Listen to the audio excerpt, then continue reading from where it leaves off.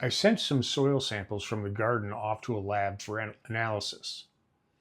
And while we wait for those to come back, I wanted to do the same testing here with an at-home kit and then compare the results. Here's what I did to send the sample in. We started by taking samples from different portions of the garden. Then we mixed them up into the sample bag, boxed up along with the submission form.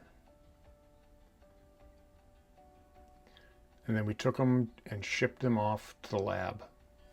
So we're going to start with pH, and this one's pretty quick. I already have soil to the appropriate line. Now it tells me to add contents of the green capsule and then fill to the fourth line with water. And we're using distilled water in order to not potentially contaminate the sample. Put the lid on. Make sure it's on there. We're going to shake it.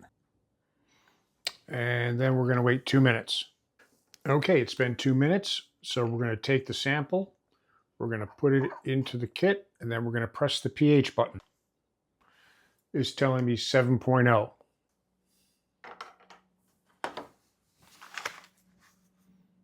For this next part, we're going to combine 1 part soil to 5 parts distilled water. And then we're going to shake it up, and then we have to give it time to settle.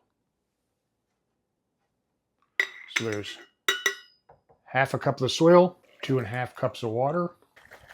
That's shaken up for 1 minute, and now we have to wait till it settles out and we get it as clear as we can. Okay, so it's been about 45 minutes and we've let this settle out. So now what I'm going to do is I'm going to add some of the soil solution to each of these test tubes. We'll shake them up and we'll test them all at the same time. Okay. Now we are to let them stand for 10 minutes. So check back in. So there's the 10-minute timer. Now we're going to do the readings. First one, the purple cap, is nitrogen. It's telling me deficient. Now we'll do the phosphorus, sufficient.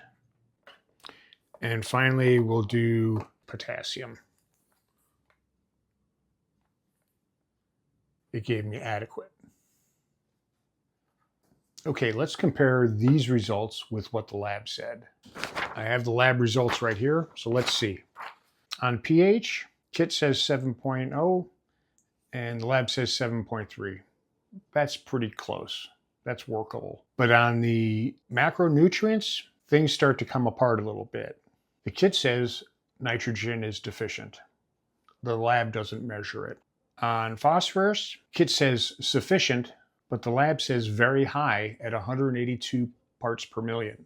Same sort of story with potassium. It says adequate for the kit, and the lab says borderline very high at 239 parts per million. And additionally, the lab gives you calcium and magnesium and organic matter information, which the kit can't even begin to address.